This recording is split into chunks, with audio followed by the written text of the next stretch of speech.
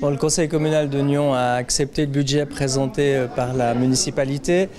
Ce budget présente un déficit de l'ordre de 7 millions, c'est évidemment beaucoup, même par rapport à un budget total de 200 millions. Mais on peut dire que voilà, on est dans une situation quand même relativement favorable sur le plan économique. On a un développement démographique qui est important, une croissance qui doit être accompagnée par un certain nombre d'investissements, par un certain nombre de prestations.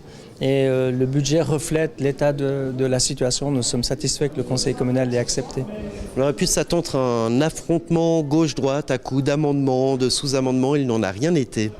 Bon, il faut souligner l'excellent travail qui a été fait par la Commission des finances, où tous les partis sont largement représentés. Il y a eu 8 séances, beaucoup de questions qui ont été posées, un très bon travail qui fait que lors des délibérations avec le conseil communal, il y a eu très peu de questions et le conseil a finalement approuvé assez facilement ce budget.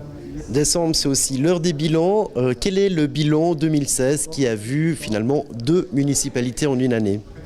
En 2016, c'est une année charnière avec la fin de la précédente législature, le début de la suivante, une activité intense avec beaucoup de décisions qui ont été prises durant la première partie de l'année, y compris celle de l'usine à gaz, malheureusement pour le moment bloquée par des recours ou des oppositions.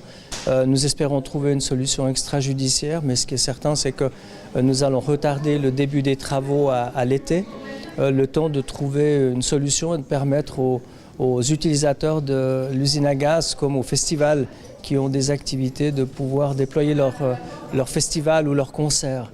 Et puis nous avons eu 2-3 autres moments importants, le début des chantiers, première pierre, à la fois des jardins de couchant pour ce qui est du privé, mais aussi de l'école du reposoir, avec le centre sportif, de l'école du couchant.